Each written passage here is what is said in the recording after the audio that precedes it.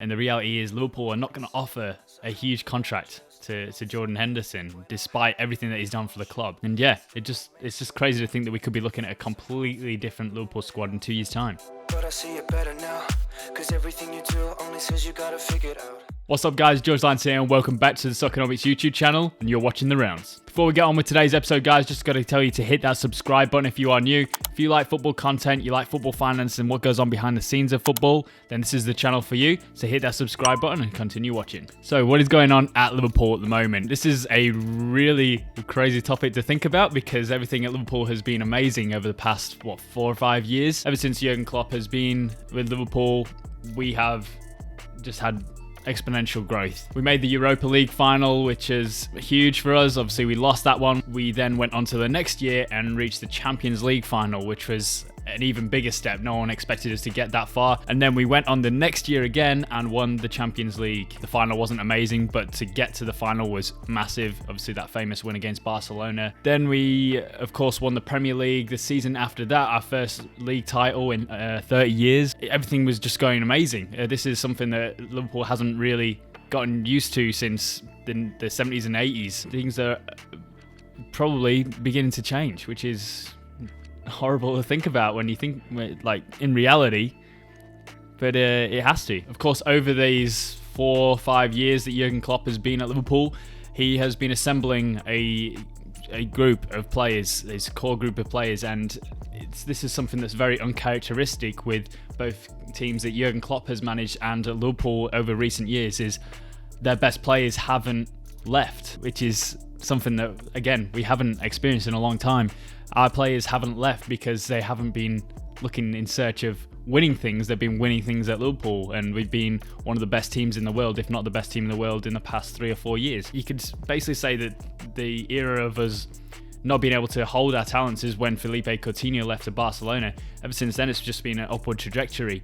And we haven't really sold anyone due to them wanting to go on and win things because we've been the one winning things. Now they're getting old, and it's a weird thing. It's a really weird thing. Like, I didn't know what this felt like. Now I know what it feels like when it was with Manchester United with Sir Alex Ferguson. There was an aging group of players there, and when Alex Ferguson left, there wasn't really like a succession plan or a foolproof succession plan. They tried to do it with obviously David Moyes, but it didn't go the way that they wanted to. But this is something that Liverpool have to start thinking about because all our best players, all our core group of players are starting to get a bit older. I didn't realise how old our team is starting to get because you just got used to having the same players for the past, 4 or 5 years. I mean, the squad is still very, very strong. That's not what I'm saying. It's not that everyone's looking at retiring anytime soon. No, not at all. Everyone's sort of in their peak at the moment, which is obviously great for Liverpool currently.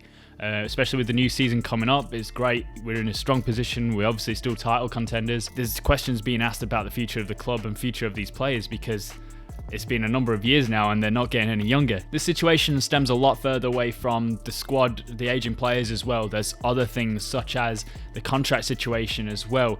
A lot of our really important core players are having their contracts coming towards the end, and there's not a clear future, there's not a clear outcome action plan for these contracts, not so far anyway. So here's a list of players. So we got Fabinho, who's 27, then we got Mo Salah, Sadio Mane, Roberto Firmino, who are all 29 years old, then we got Virgil van Dijk, who's 30, and Jordan Henderson, who's 31. They're all in their prime right now, but here's where it gets interesting. All 6 of them have their contracts run out in June 2023, so in less than 2 years' time. So what's the big problem with this situation? Well, let's think about it in this way. All of these players in recent years have brought massive success to the club, not in just terms of goals like Mo Salah, but in terms of solidity to the club, such as Virgil van Dijk and, of course, Jordan Henderson has been a massive role as captain, driving the winning and driving the mentality for the club. However, you've got to think about it in this way. These players will feel entitled, coming towards the end of their contract, that they deserve nothing more than getting another contract, maybe even an improved contract for all the success that they've brought, for all their efforts throughout the recent years. Unfortunately, in 2 years' time, they're all, of course, going to be 2 years older. And the reality is, it doesn't really make much financial sense to renew all of the contracts of all 6 players all at the same time. They are pretty short-term investments when you think about it. They're all on the wrong side of 30 besides Fabinho by this point. So it really doesn't make sense for them to all be renewed contracts, improved contracts, definitely not, besides just a couple. And this is the sad reality, because essentially they deserve it. Take away the emotion from the situation and it's a bit clearer when you think about it that it just doesn't make sense to renew all 6 contracts all at the same time. Not all of these players will be renewed contracts. It's weird to think about it, but this is business at the end of the day. In that list of players that I mentioned before, those 6 players, we've got Mo Salah, Sadio Mane and Roberto Firmino. That is our front line right there. So it's important that the club think about reinvesting into the club and thinking about the long-term future of the club. These players are not going to be around forever, and they're all going to be 31 by the time their contract ends, which is kind of scary, because attacking front three, especially with the way that Liverpool play, which is a lot more fluid, there's a lot more movement, it's a lot more pace.